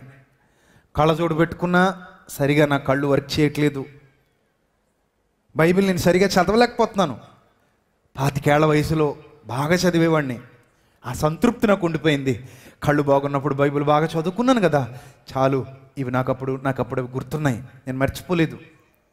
ఇప్పుడు నేను చదవలేకపోయినా పర్లేదు, నా కళ్ళు ఒకప్పుడు చదివాయి. ఇప్పుడు నా చూపు మందగించిపోయింది. 60 ఏళ్ల వయసు వచ్చేసింది. 65 ఏళ్ల వయసు వచ్చేసింది. తిన్నది సరిగా అరగడం మానేసింది. నన్ను ఒకడు నడిపించాలి, నేను నడవలేకపోతున్నాను. కర్రను ఆధారం చేసుకున్నాను. అయినా హృదయంలో మాత్రం ఒక నిశ్చయత, ప్రభువు నాకు సహాయకుడు, నేను భయపడను అనే నిశ్చయత ఉంది. ఇక నా వయసు మీద పడిపోతుంది. ఇంకో 5 ఏళ్ల లోపు నేను మంచం పట్టవచ్చు. అయిన వాళ్ళందరూ నాకు దూరంగా వెళ్ళిపోవచ్చు. పిల్లలు నన్ను విడిచిపెట్టొచ్చు, భార్య నన్ను విడిచిపెట్టొచ్చు, భర్త నన్ను విడిచిపెట్టొచ్చు, నా వాళ్ళెవరు నాతో లేకపోవచ్చు, నాకు సహకరించేవాళ్ళు కనీసం నాకు మంచినీళ్ళు ఇచ్చేవాళ్ళు కూడా లేకపోవచ్చు. అయినప్పటికీ ప్రభు నాతో ఉన్నాడు, నాకు తోడై ఉన్నాడు. ఇక కొన్ని రోజులు ఓపిక పడితే నేను ఈ లోకాన్ని దాటి వెళ్ళిపోతాను. జ్ఞాపకాలన్నీ నా కళ్ళ ముందు తిరుగుతున్నాయి. నేను ఏ ప్రాంతాలకు వెళ్ళానో, నేను ఎంతమందికి బాప్తిస్మం ఇచ్చానో, నేను ఎంతమందికి వాక్యం ప్రకటించానో, నేను ఎన్ని సువార్త కార్యక్రమాల్లో నిమగ్నమయ్యాను, నేను సువార్త పని కోసం ఎంత డబ్బు ఖర్చు పెట్టానో, ప్రభు కార్యాభివృద్ధికి ఎంత సహకారిగా ఉన్నానో, ఒక మంచి యవ్వన కాలంలో నా యవ్వనాన్ని దేవుని కొరకు ఎలా వాడానో, ఒక గుంపుతో, ఒక టీంతో కలిసి సభ్యులందరూ ఏకమై ఒక గుంపుగా దేవుని పనిలో ఒక సైన్యంగా ముందుకు కదిలాం. ఎందరో నా అన్నయ్యలతో కలిసి కష్టపడ్డాను, ఎందరో నా తమ్ముళ్ళతో కలిసి కష్టపడ్డాను. ఒక టీమ్గా మేము పనిచేసాం. మా చెల్లెమ్మలతో, మా అక్కలతో కలిసి మేము పనిచేసాం. వాళ్ళందరూ నాకు మంచి చేదోడు వాదోడుగా ఉన్నారు. వాళ్ళలో చాలామంది ప్రభు దగ్గరికి వెళ్ళిపోయారు. కొందరు ఇంకా ఉండొచ్చు, కొందరు లేకపోవచ్చు. నేను మాత్రం 70 ఏళ్ల వయసుకు చేరిపోయాను. 70 ఏళ్ల వయసులో నా ఆలోచనలు ఎలా ఉన్నాయంటే, ఇక నా జీవితం సమాప్తం అయిపోయింది. నా కింద ఎవరైనా ఉంటే వాళ్ళకి చెబుతున్నాను, మంచి పోరాటము పోరాడి తిని, నా పరుగు కడముట్టించి తిని. అలా ఉండాలండి జీవితం, అలా ఉండాలి మన జీవితం. పౌలు జీవితం అలా ఉంది ప్రియులరా. చెరసాలలో ఉన్నాను, దెబ్బలు తిన్నాను, చాలా గట్టి కుట్టారు నన్ను, ముమ్మారు ఆడపగిలి శ్రమ పడ్డాను. ఆ రోజు ప్రాణం పోతుందేమో అనుకున్నాను సముద్రంలో, కానీ దేవుడు నన్ను కాపాడాడు. దొంగలు నన్ను ఒకరోజు కొట్టి నా దగ్గర ఉన్న డబ్బు దోచుకుపోయారు. అయినా బాధపడలేదు. ప్రభువా, నీ పనిలో నేను కొంత కోల్పోయాను, అయినా పర్లేదు, నువ్వు నాకు ఇస్తావన్న విశ్వాసంతో, అది నీ పనికే వాడతానన్న విశ్వాసంతో ముందుకు కదిలాను. కపట సహోదరులు కొంతమంది నన్ను మోసం చేశారు, నన్ను నమ్మించి వెన్నుపోటు పొడిచారు. నాతో పాటు ఉన్నట్టుగా ఉంటూ నా మీద దుష్ప్రచారాలు చేస్తూ నన్ను ఇబ్బందులకు గురి చేస్తూ చివరికి నాకు చాలా అన్యాయం చేశారు. అయినా బాధపడలేదు. ప్రభువా, ఎవరికి తగిన ప్రతిఫలం నువ్వు ఇవ్వబోతున్నావు కదా అని వారిని క్షమించి విడిచిపెట్టాను. నదుల వలన ఆపదలు, దొంగల వలన ఆపదలు, సముద్రముల వలనైన ఆపదలు, చెరసాలలో ఆపదలు. దిగంబరత్వంతో ఉన్నాను, ఉపవాసంతో ఉన్నాను. సంపన్న స్థితిలో ఉండనెరుగుదును, పేద స్థితిలోనూ ఉండనెరుగుదును. ఇలా నా సువార్త యాత్ర కొనసాగిస్తూ ఇదిగో 70 ఏళ్ల జీవితానికి నేను చేరుకున్నాను. ఇప్పుడు నా శరీరం సహకరించకపోవచ్చు, కానీ నా మనసు మాత్రం చాలా ఆనంద పరవశత్వంతో నిండిపోయింది. ఇప్పుడు నా కళ్ళు కనబడకపోవచ్చు, కానీ నా మనసు నిండా ఒకప్పటి నా జ్ఞాపకాలు ఉన్నాయి. ఆ జ్ఞాపకాలు చాలు. ప్రభువులో నేను బ్రతికినటువంటి ఆ జ్ఞాపకాలు చాలు. ప్రభు కొరకు నేను జీవించినటువంటి ఆ జ్ఞాపకాలు చాలు. అవి నాకు చాలా సంతోషాన్ని ఇస్తున్నాయి. మధురమైన జ్ఞాపకాలు, మధురమైన అనుభూతులు. నా బ్రతుకులో ఎక్కువ సమయం సువార్త కోసమే పరుగులెత్తాను. నా బ్రతుకులో ఎక్కువ సమయం సభల్లోనే గడిపాను. నా బ్రతుకులో ఎక్కువ సమయం ప్రార్థనలో గడిపాను. నా బ్రతుకులో ఎక్కువ సమయం ప్రభుతో సహవాసం చేశాను. నా బ్రతుకంతా ప్రభుకి ఇచ్చేశాను. నా గోల్ ఒకటే, నేను ప్రభు దగ్గరికే పోవాలి, నేను సాతాను దగ్గరికి పోకూడదు. నేను ప్రభుతో జీవించి ప్రభుతో ఐక్యమైపోవాలి, ప్రభు సన్నిధిలోనికి వెళ్ళిపోవాలి. నా చివరి క్షణాలు అలా ముగిసిపోవాలి. నా చివరి జీవితం ఈ విధంగా అంతమైపోవాలి. ఆహా, ఎంత భాగ్యం అది, ఎంత భాగ్యం అది. ఆలోచించండి ఒక్కసారి రాత్రి ప్రియులరా, ఎంత గొప్ప భాగ్యం కదా అది.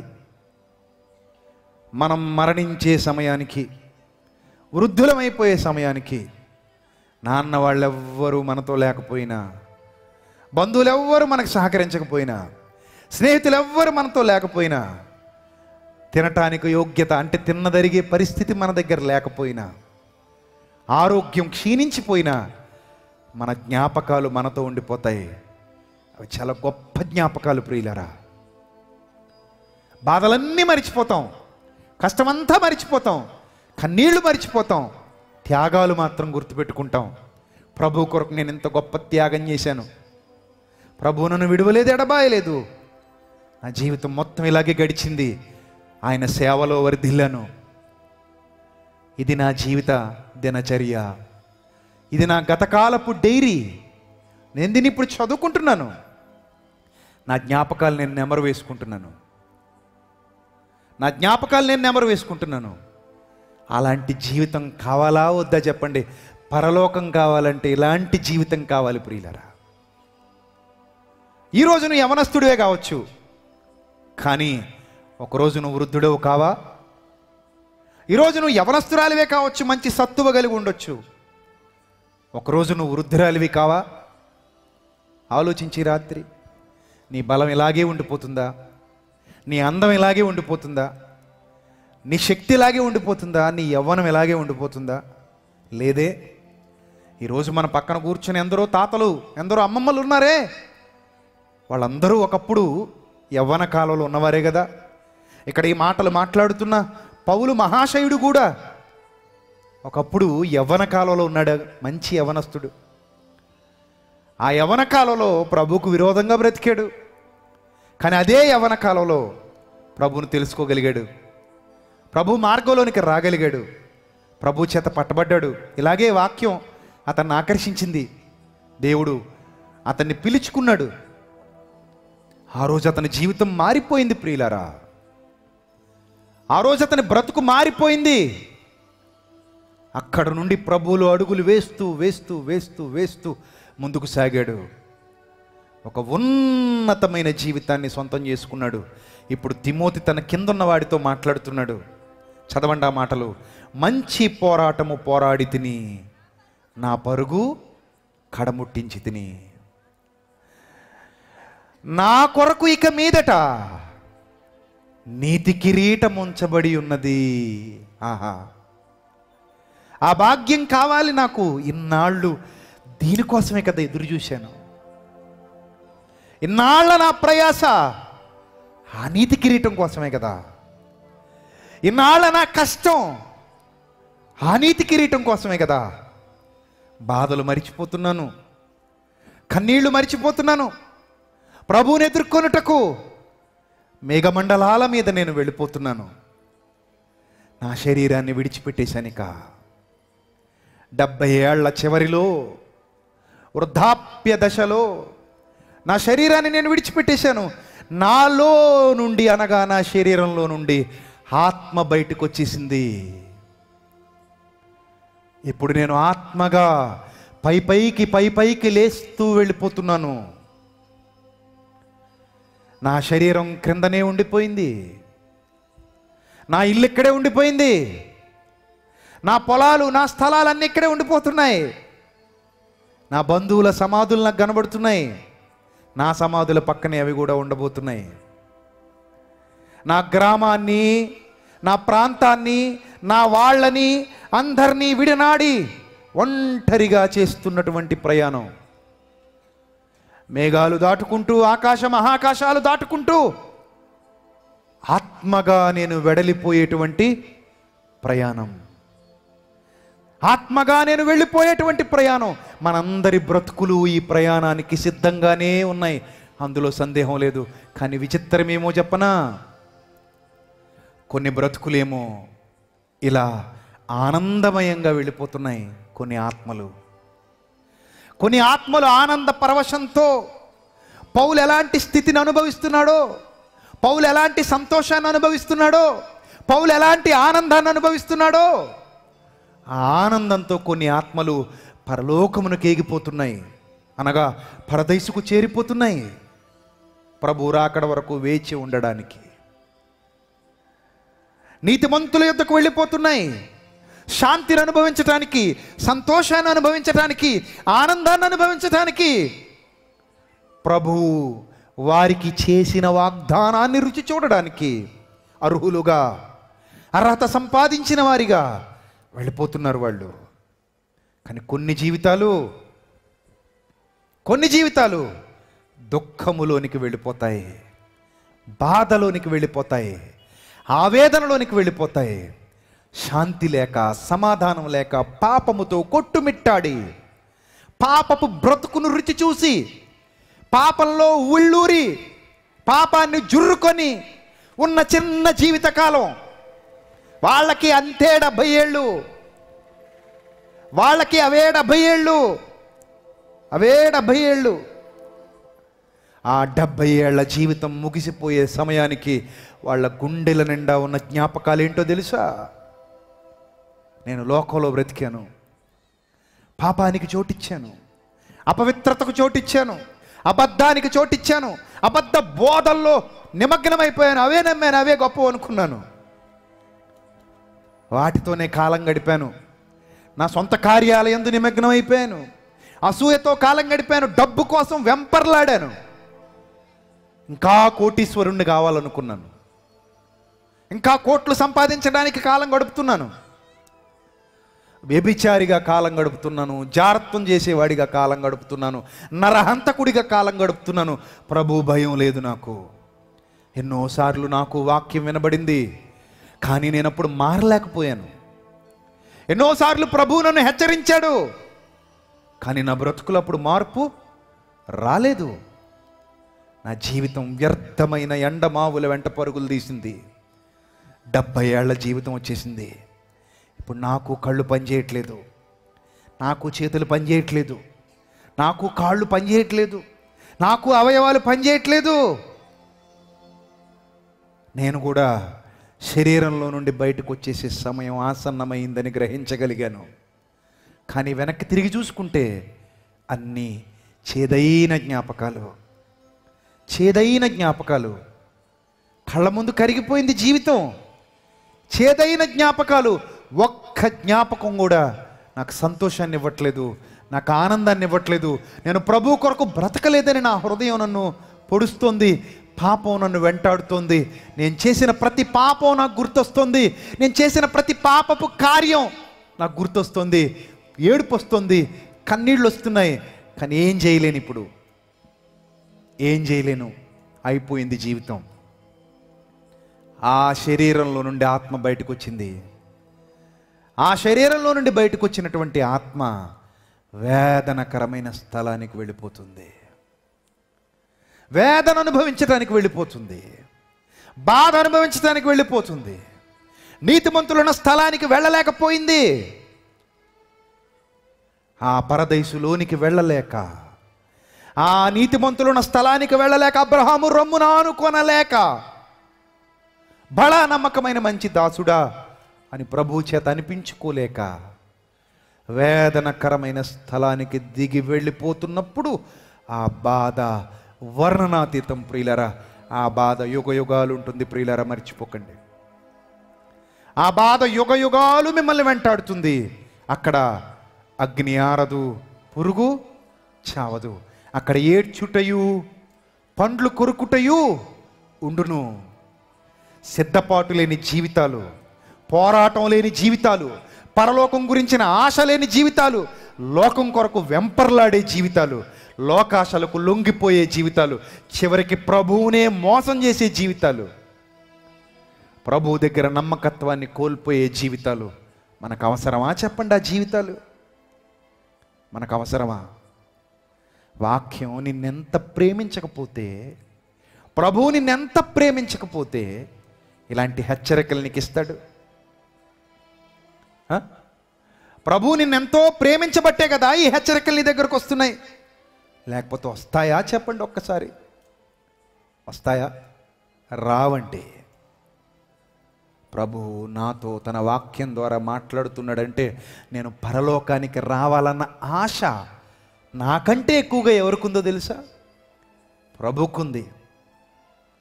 ఒక బిడ్డ తప్పిపోతే తల్లి తండ్రి ఎంత ఏడుస్తారో తెలుసా? తిరుపతిలో మన అర్ధరాత్రి పూట ఒక చిన్న పాపని ఆ మధ్యకాలంలో ఒకడు ఎత్తుకుని పోయాడు. చిన్న బాబుని, క్షమించండి, ఎత్తుకుని పోయాడు ఒకడు. లేదు చూసుకుంది తల్లి, బిడ్డ కనబడట్లేదు పక్కన. గుండెలు అవిసిపోయేలా రోధించడం ప్రారంభించింది. నా బిడ్డ కావాలి, నా బిడ్డ కావాలి, ఎక్కడ పోయాడు, ఎక్కడ పోయాడు, ఎక్కడ పోయాడు వెతుక్కుంటుంది, అన్నీ తిరుగుతుంది, అందరిని అడుగుతుంది. అయ్యా నా బిడ్డను చూసారా, ఎర్ర చొక్కా వేసుకుని ఉంటాడు, నా బిడ్డను చూసాడా, ఇక్కడే పడుకోబెట్టాను, ఇక్కడే పడుకోబెట్టాను. ఏడుస్తుంది, వెతుకుతుంది, వెతుకుతుంది, దొరకలేదండి. చాలా ఏడ్చింది ఆ తల్లి, మీడియాలో చూసాం. తండ్రి పక్కన కూర్చుని తాను ఏడుస్తున్నాడు. ఒక్కగానొక్క బిడ్డండి, లేక పుట్టాడు, తప్పిపోయాడని ఏడుస్తున్నారు. వెంటనే పరుగు తీసుకుని వెళ్ళారు, కెమెరాలు ఓపెన్ చేయించారు, డేటా పరిశీలించారు. ఎవడో ఒక దొంగ ఎత్తుకుపోతున్నాడు. వాళ్ళ కంటబడింది. ఇక వాళ్ళు తట్టుకోలేకపోయారు. వెక్కి గుండె పగిలేలా తల బాదుకొని, గుండెలు బాదుకొని ఏడుస్తుంది. ఇక నా బిడ్డ నాకు దక్కడు, నేనెంత మూర్ఖురాల్ని, అనవసరంగా ఈ ఒక్క రాత్రి నిద్రపోకుండా ఉండుంటే నా బిడ్డను కాపాడుకునేదాన్ని కదా అని ఏడ్చింది. వాడు తీసుకెళ్ళిపోయాడు. పోలీసులు చాకచక్యంగా సోషల్ మీడియాలో విడుదల చేశారు ఆ పిల్లాడి ఫోటో. ఏమయ్యా, ఎక్కడైనా దొరికితే చూడండి, ఈ బిడ్డ కావాలి, టోల్ గేట్ల దగ్గర జాగ్రత్త వహించండి అని సమాచారాన్ని పంపించారు. మొత్తం మీద తిరుపతిలో తప్పిపోయిన బిడ్డ ఎక్కడో వేరే చోట దొరికాడు. దొరికినప్పుడు ఇంకా తల్లి సంతోషానికి అవధులు లేవు. ప్రియులారా, ఒక్కసారి ఆలోచించండి.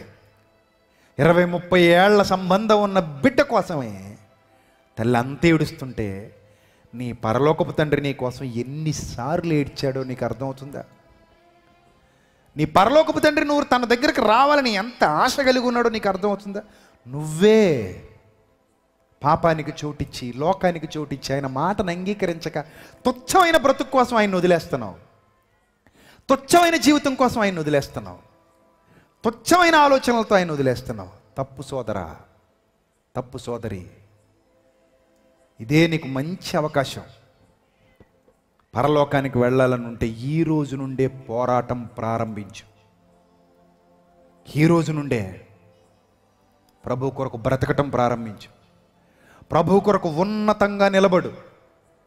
ప్రభువా, లోకమంతా నీకు విరోధమైపోయిన తండ్రి, నిన్ను సంతోషపెట్టడానికి నేను ఉన్నాను కదా ప్రభువా, నేను ఉంటాను ప్రభువా, చచ్చిపోయేంతవరకు ఉంటాను ప్రభువా, నిన్ను సంతోషపెట్టే కుమారుడుగా ఉంటాను ప్రభువా, నిన్ను సంతోషపరిచే కుమార్తెగా ఉంటాను ప్రభువా, చచ్చిపోయేంత వరకు ఉంటాను ప్రభువా, నా నమ్మకత్వాన్ని కాపాడుకుంటాను.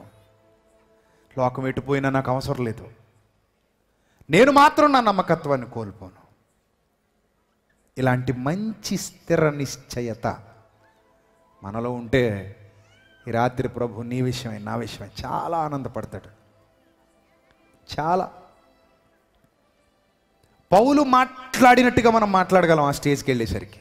మంచి పోరాటము పోరాడి తిని, నా పరుగు కడముట్టించి తిని, విశ్వాసము కాపాడుకుంటుని, విశ్వాసము కాపాడుకుంటుని. కాపాడుకోకపోతే విశ్వాసం ఏమైపోతుంది? పోతుంది. సాతాను దెబ్బతీసేస్తాడు. విశ్వాసము కాపాడుకుంటుని, ఇక మీదట నా కొరకు నీతి కిరీటం ఉంచబడి ఉన్నది. ఆ దినమందు నీతిగల న్యాయాధిపతి అయిన ప్రభు అది నాకు మాత్రమే కాకుండా తన ప్రత్యక్షతను అపేక్షించు వారికి అందరికీ అనుగ్రహిస్తాడు. దాన్ని నాకొక్కడికే కదా నీతి కిరీటం, మీకు కూడా ఇస్తాడని చెప్తున్నాడండి. ఎవరైతే తన ప్రత్యక్షతను అపేక్షిస్తున్నారో, ఎవరైతే నాలాంటి నిరీక్షణ కలిగి ఆయన కొరకు బ్రతుకుతున్నారో, ఎవరైతే నేను ఎలాగైతే ప్రభు కొరకు ఎదురు చూస్తున్నానో అలాగే వారు కూడా ఎదురు చూస్తున్నారో, అలాంటి వాళ్ళందరి కొరకు ప్రభు దాన్ని సిద్ధం చేశాడు. దాన్ని అందరికీ ఇస్తాడు ప్రభు. ఆయన నీతిగల న్యాయాధిపతి. ఆయన నిన్ను నన్ను ఎంతో ప్రేమిస్తున్నాడు. అందుకే మన పాపాన్ని ఎప్పటికీ క్షమించడానికి సిద్ధంగా ఉన్నాడు. ఎప్పటికీ ఆయన మార్గంలో నువ్వు నడవటానికి ఇష్టపడితే నడిపించడానికి సిద్ధంగా ఉన్నాడు. ఎప్పటికీ ఆయన పనిలో ఒక ఉన్నతమైన సాధనంగా నిన్ను నన్ను వాడుకోవటానికి దేవుడు సిద్ధంగా ఉన్నాడు. మరి ఆయన కొరకు నిలబడ్డానికి నువ్వు సిద్ధంగా ఉన్నావా? సజీవ యాగంగా నీ శరీరాన్ని ఆయనకి సమర్పించుకోవడానికి నువ్వు సిద్ధంగా ఉన్నావా? ప్రశ్న నీ ముందు నిలబడి ఉంది. జవాబు ఇవ్వడానికి నువ్వు సిద్ధంగా ఉన్నావా? ఉంటే ఈ రోజు నుండే మన బ్రతుకులో ఆగిపోయిన పోరాటాన్ని తిరిగి మొదలు పెట్టాలి.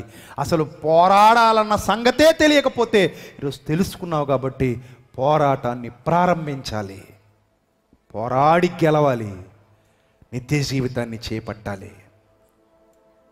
పోరాడి నిత్య జీవితాన్ని చేపట్టాలి. చివరిగా ఒక వచనాన్ని చూపిస్తాను చూడండి. కొరింథీయులకు రాసిన మొదటి పత్రిక 9వ అధ్యాయము. కొరింథీయులకు రాసిన మొదటి పత్రిక, దయచేసి అందరూ బైబిల్ తెరవండి ప్రియులారా. 9వ అధ్యాయము 24వ వచనం. కొరింథీయులకు రాసిన మొదటి పత్రిక 9వ అధ్యాయము 24వ వచనం. పందెపు రంగమందు పరుగెత్తు వారందరూ పరుగెత్తుదురు గాని ఒక్కడే బహుమానము పొందునని మీకు తెలీదా అన్నాడు. చూసారా? పందెపు రంగమందు పరిగెత్తు వారందరూ పరిగెత్తుతున్నారు, కానీ ఒక్కడే బహుమానము పొందునని మీకు తెలీదా? అటువలే మీరు పరిగెత్తితే ఎలా పరిగెత్తాలో తెలుసా? అందరితో పాటు సమానంగా నేను పరిగెత్తుతున్నాను అన్నట్టుగా కాదు, బహుమానం నేను పొందాలన్నట్టుగా పరిగెత్తాలి. ఎవడో ఆగిపోతే మనం ఎందుకు ఆగిపోవాలి? ఎవడో పడిపోతే మనం ఎందుకు పడిపోవాలి? ఎవడో వెనుదిరిగి చూస్తే మనం ఎందుకు వెనుదిరిగి చూడాలి? ఆలోచించండి ప్రియులారా. ఏ విధము చేతనైనను మృతులలో నుండి పునరుద్ధానము పొందవలెనని అన్నాడు అదే పౌలు. ఏ విధంగా అయినా సరే గెలిచి తీరాలి.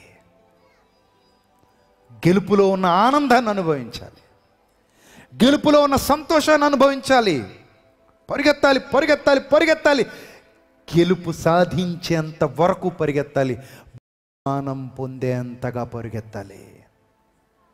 అదే కదా వ్రాయబడింది మన గ్రంథంలో, అదే కదండి వ్రాయబడింది.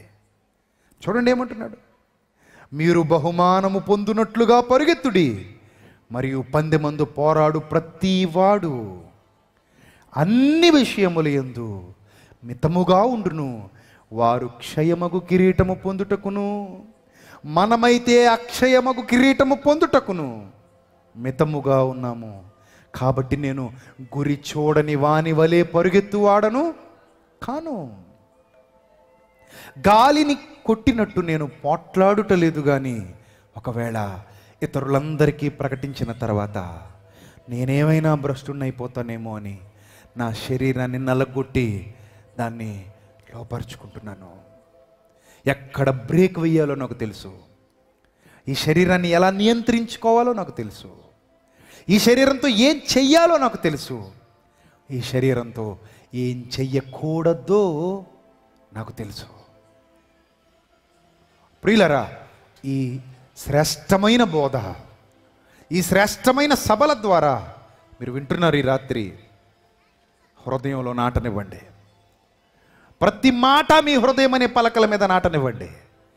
ఎన్నాళ్ళు జరిగిన తప్పు మరలా పునరావృతం కాకూడదు, మరలా తప్పు మీ బ్రతుకులో జరగకూడదు.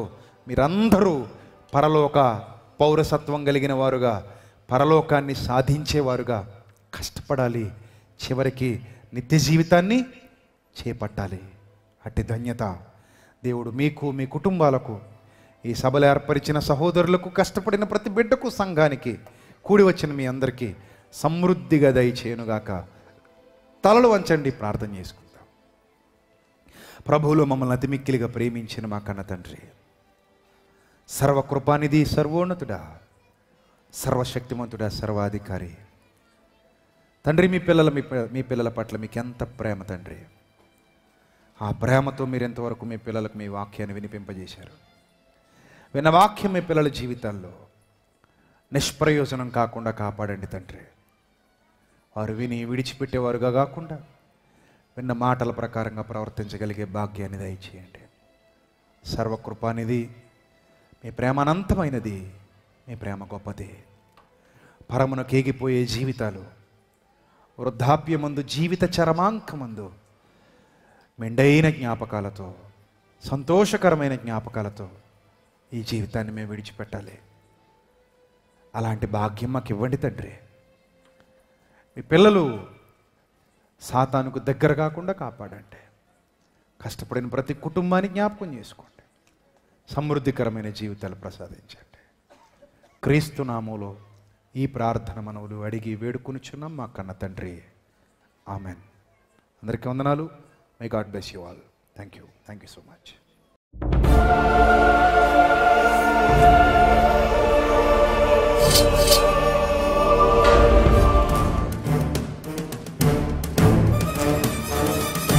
ఆది నీవే, అంతం నీవే, ప్రభవం నీవే, ప్రళయం నీవే, అల్ఫయు నీవే, ఓమఘయు నీవే, విలయం నీవే, స్థిర నిలయం నీవే, గగనం భువనం సకలం నీవే, జగతిని నడిపే జ్యోతివి నీవే, సమరం అమరం సర్వము నీవే, అన్ని నామాలు ప్రణమిల్లే సర్వోన్నత నామం నీవే, సర్వోన్నత నామం నీవే.